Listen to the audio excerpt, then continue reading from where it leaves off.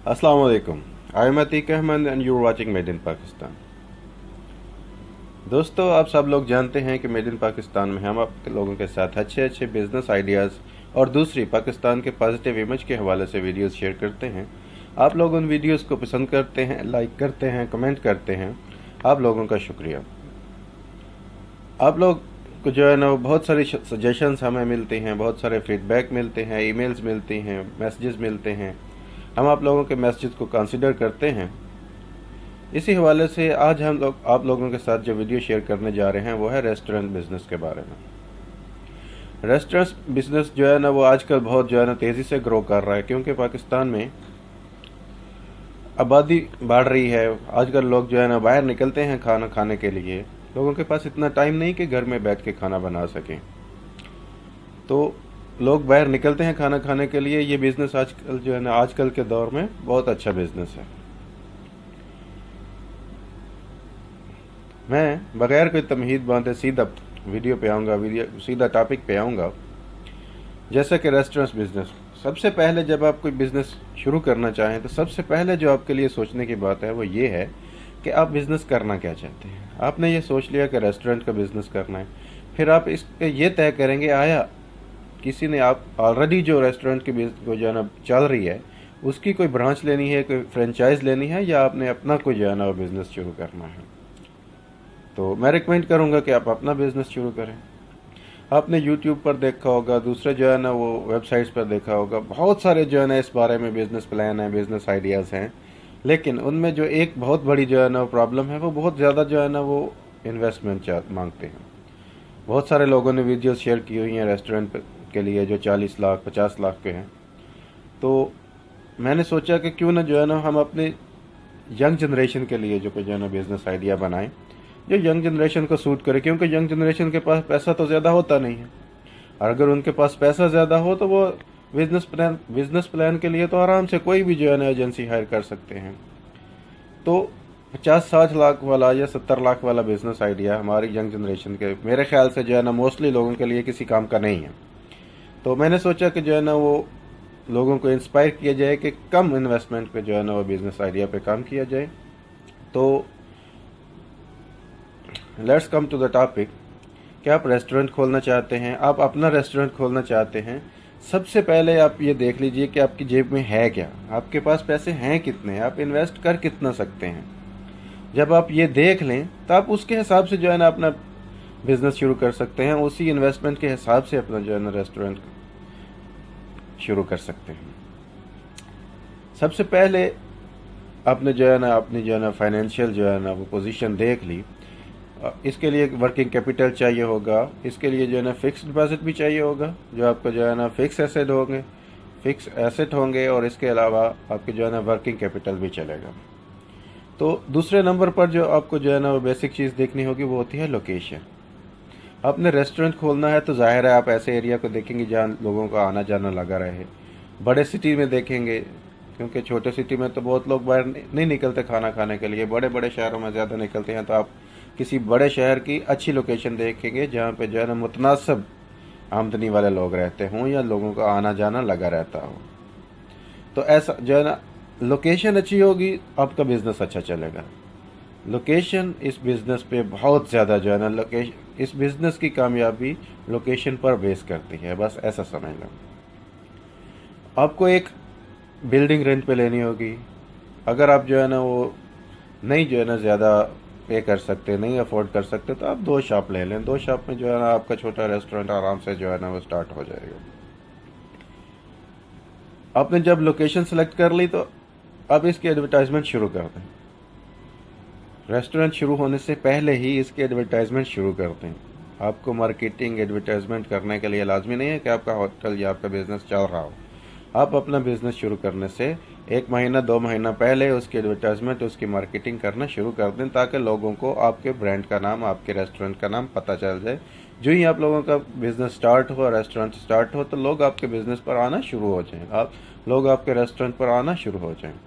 तो advertisement basic चीज़ है किसी भी जो है ना वो किसी भी बिज़नेस में, किसी भी जो है ना कारोबार में।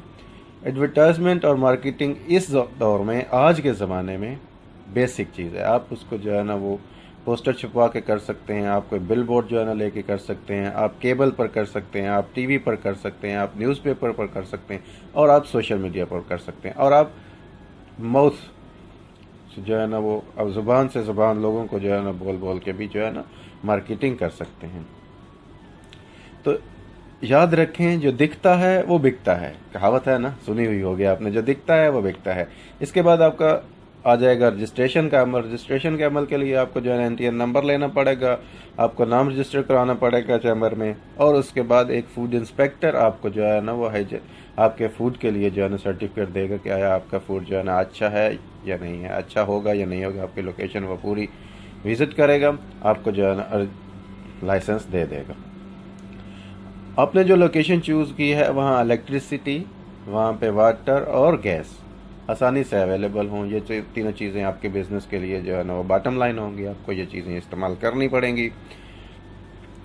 जब आप बिजली, पानी और गैस का बंदोबस्त कर लें तो इसके बाद आ जाता है आपका इंटीरियर। आप कोई भी रेस्टोरेंट जब शुरू करेंगे तो इंटीरियर बहुत बेस करता है। आजकल के लोग जो है ना वो खूबसूरत चीज़ को पसंद करते हैं, लोग निकलते हैं तो खूबसूरत जगह पर बैठना पसंद करते हैं। तो इंटीरियर लाहौर से, इस्लामाबाद से तो खैर जो है ना वो कम मिलेगा, लाहौर, कराची, चनियोट वगैरह से जो है ना अच्छा फर्नीचर मिल जाता है। अच्छी कंपनीज़ हैं जो आपको फर्नीचर प्रोवाइड कर रही हैं।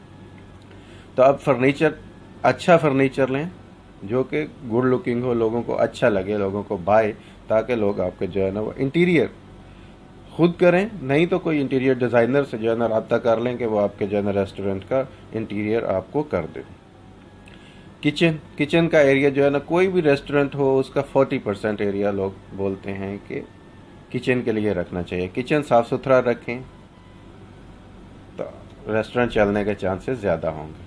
अपने मेन्यू को देखें, मेन्यू अच्छा रखें, मार्केट में रिसर्च करें, बाकी रेस्टोरेंट पर खाना खाकर देखें, उनकी सर्विसेज देखें, उनकी जो है ना प्राइसेस देखें, उस हवाले से अपना मेन्यू तरतीब दें। मेन्यू भी रेस्टोरेंट के बिज़नेस में बहुत ज़्यादा जो है ना वो चीज़ होता है।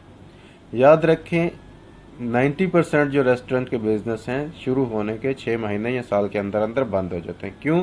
क्योंकि लोगों के अंदर जो है ना मुस्तकिल मजाजी नहीं होती, कंसिस्टेंसी नहीं होती, तो वो बंद हो जाते हैं। जब भी आप कोई बिज़नेस करें तो ये सोच के करें कि आपने इसको करना है।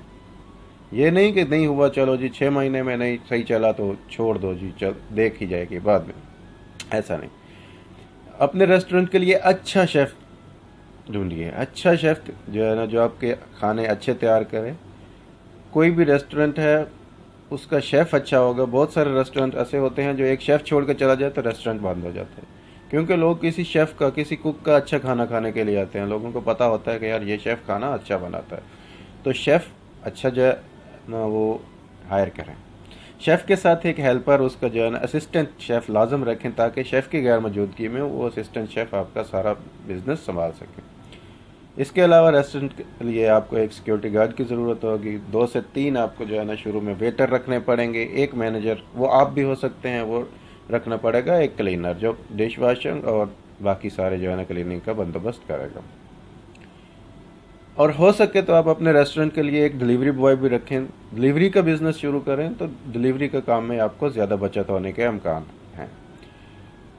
अपने अमले को अच्छी तरह से यूनिफॉर्म में रखें, यूनिफॉर्म उनका साफ़ सुथरा हो, उनको ट्रेनिंग दें, उनको कस्टमर के साथ डील करने के लिए ट्रेन करें, कैसे उनसे बात करनी है, उनसे रवैया कैसा रखना है, और अपने कस्टमर से फीडबैक लें, सजेशन लें। सजेशन लेने पे, जब आप अपने कस्टमर से, अपने क्लाइंट से फीडबैक लेते हैं, सजेशन लेते हैं, तो वो समझता है कि आप उनको इम्पोर्टेंस दे रहे हैं। जब आप उनको इम्पोर्टेंस देंगे, उनकी चीज़ों का ख्याल रखेंगे, उनकी मर्ज़ी का ख्याल रखेंगे, तो वो लाजम आपके पास जो है नेक्स्ट टाइम, एक कस्टमर अगर आपसे सेटिस्फाइड है तो वो आपको 50 कस्टमर देगा।